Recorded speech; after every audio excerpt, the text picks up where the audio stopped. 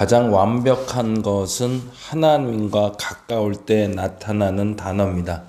하나님과 가까워지게 하여 주옵소서. 마음도 행동도 결과도 하나님과 가까워지게 하여 주시옵소서.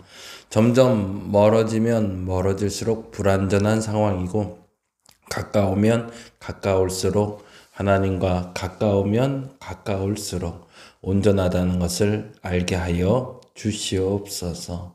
감사합니다. 고마우신 예수님 이름으로 기도드립니다. 아멘, 아멘. 오늘은 출애굽기 34장에서 37장까지 보는 날이고요. 34장에서 37절까지, 그 중에 34장 1절에서 6절까지만 보도록 합니다. 34장 1절에서 6절까지. 오늘부터 제가 하루 정도 좀 밖에 좀 나갔다 옵니다. 1박 2일로 좀 다녀오려고 하는데요. 모든 일정 위해서 여러분 좀 기도해 주시고요.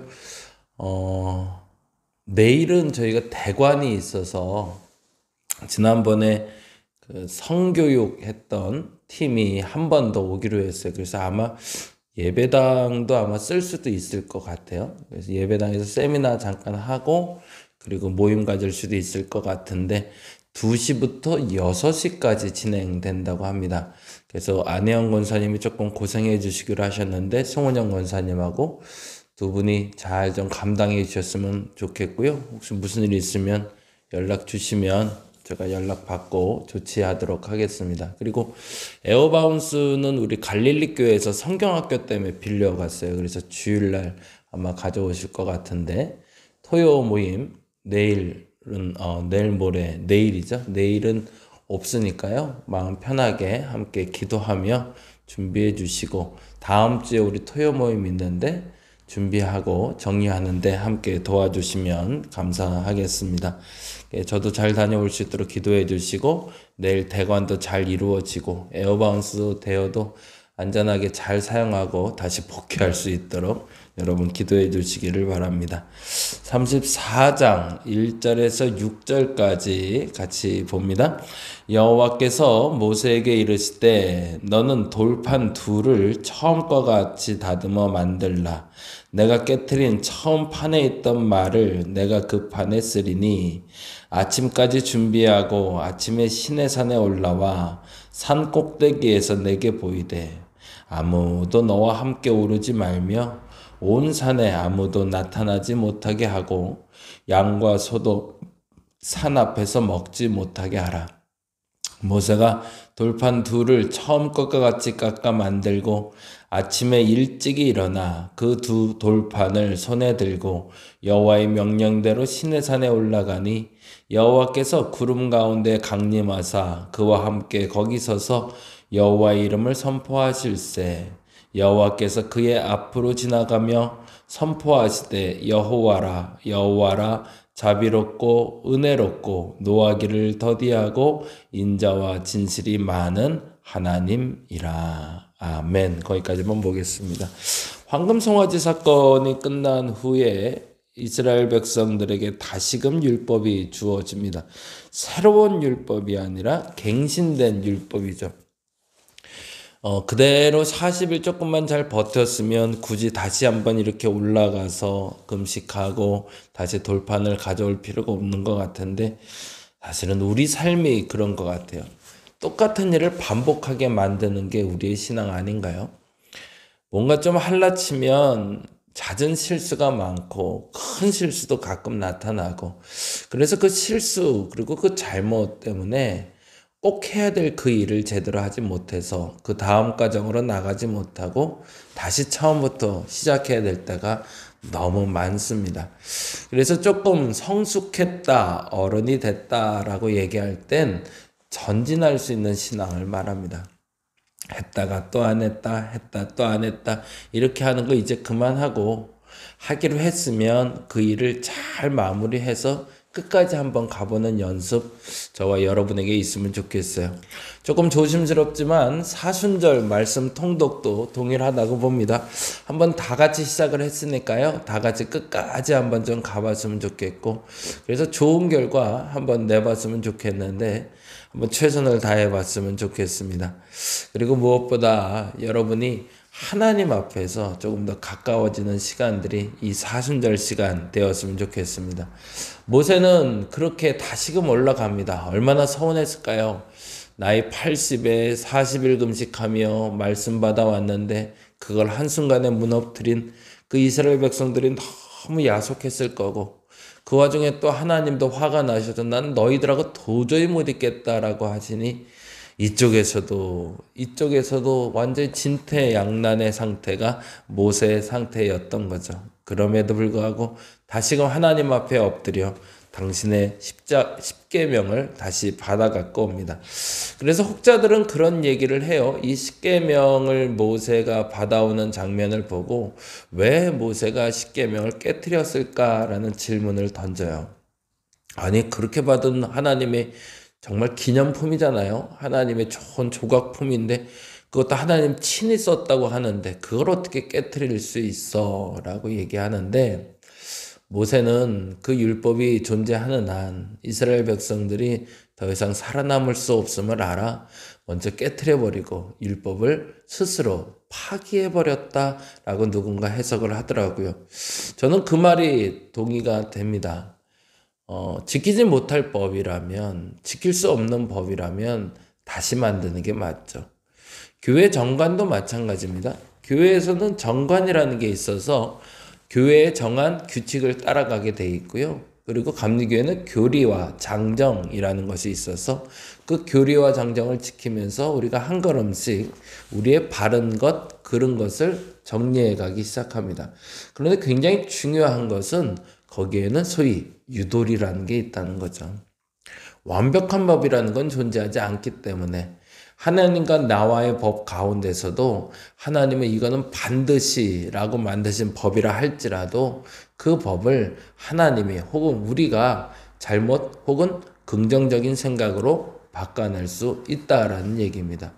그래서 모세는 이 법이 존재하는 한 그들에게 또 다른 올무가 될 수 있음을 알고 과감히 스스로 하나님 앞에 큰 죄를 짓는 것을 알면서도 법을 파기해버렸다는 거죠.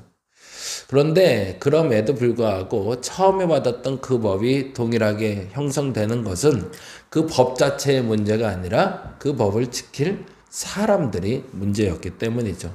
그리고 그 사람들이 제거된 후에 이제 비로소 바른 법이 세워질 수 있는 갱신의 법이 두 번째 돌판에 새겨지기 시작합니다. 34장은 그래서 십계명 돌판을 다시 만들고 오는 모세의 모습을 우리는 만나게 되고요. 35장에서는 하나님께서 무엇을 기뻐하실까라는 것을 우리에게 질문하고 있습니다. 성막을 제작하기에 앞서서 안식일 규례를 다시금 점검하세요. 지금 십계명을 주시고 여러 가지 율법을 주시고 율법을 주신 다음에 성막을 만드는 방법을 알려주시는데, 그 성막을 짓기 전에 매우 중요한 과제로 안식일은 이렇게 지킨다. 다른 말로 말하면 뭘까요? 성막에서 지켜야 될 시간들, 구별된 시간에 대해서 이야기하고 있는 거죠. 그래서 성막을 제작한다는 것은 성막 제작이 목표가 아니라 안식일을 지키는 게 목표다라고 얘기하는 거죠. 주일 예배가 예전보다는 조금 좀 허술해졌어요. 허술해졌다는 얘기는 예전처럼 막 꼭 지키지 않으면 안 되겠다는 마음이 우리 마음엔 조금 좀 적어졌죠. 그러다 보니까 시간에 대한 중요성을 우리가 잃어버리는 것 같아요. 자, 여기서 이제 매우 중요한 게 있습니다. 사마리아 여인과 예수의 대화를 통해서도 우리에게 알려주셨는데, 사마리아 여인은 예수께 그렇게 질문을 하거든요. 나는 하나님께 예배하고 싶은데 저 예루살렘에서 예배한다고 하니 사마리아에 있는 우리는 예배드리러 갈 수 없습니다 라고 얘기합니다. 그러자 하나님이 찾으시는 자들이 있다라고 예수님은 얘기하시며 곧 그때가 이때라 라고 이야기하세요. 그건 무슨 말일까요? 장소와 상관없이 하나님을 예배하는 자가 그 시간을 지켜낸다면 그 자리는 예배의 자리가 된다는 거죠. 이 부분이 저와 여러분에게는 분명해질 수 있었으면 좋겠습니다. 코로나가 장소는 바꿔놨어요. 코로나가 주일 예배 형태도 바꿔놨어요. 코로나가 우리의 모임의 방식도 바꿔놨어요. 그런데 한 가지 분명한 건 있어요. 그래도 주일은 지켜야 된다는 거죠. 어떤 방식으로? 그렇죠. 내가 거한 장소가 어디든 불문하고 그 시간만큼은 최소한 주일날 1시간 혹은 그 하루만큼은 하나님 앞에 구별돼서 지키는 것이 맞다라는 겁니다. 이 부분은 저와 여러분에게 분명해질 수 있기를 간절히 바랍니다. 그리고 모세도 동일하게 그 강조점을 가지고 출발하고 있다는 거죠. 교회가 어딨냐가 중요한 게 아니라는 겁니다. 교회 예배당에 내 자리가 어디냐가 중요한 것도 있지만 그거보다 더 중요한 것은 최소한 주일만큼은 내 직장에서라도 내가 어디 있든 그곳에서 나는 예배자로 하나님 앞에 그 시간을 성별해야 된다는 거죠.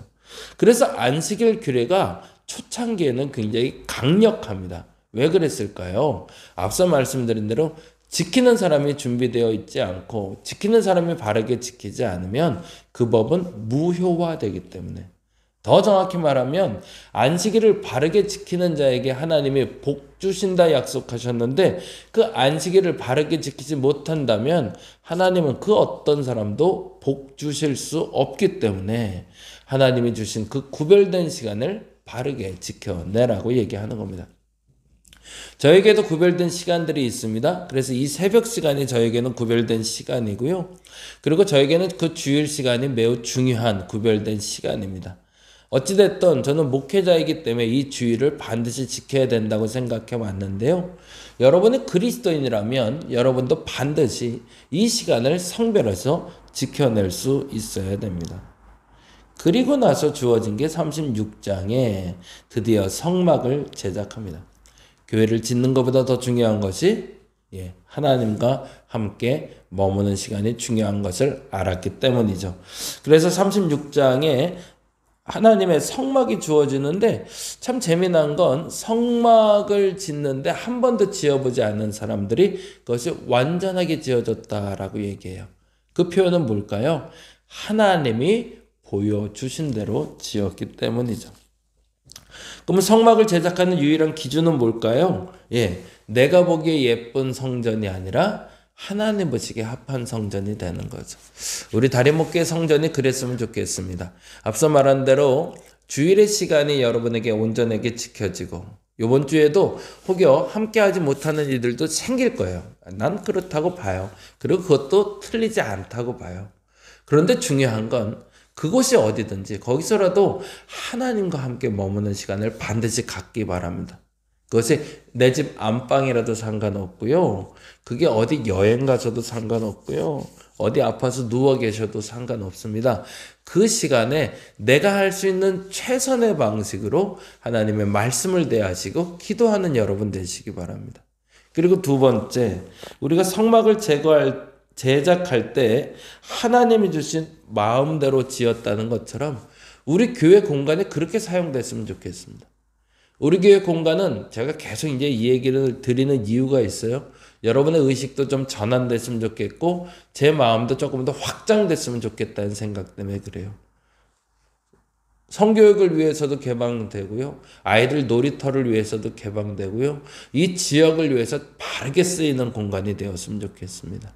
그게 하나님이 21세기 우리가 사는 이 세상에 이 교회의 공간에게 주신 사명이기 때문에 그렇습니다.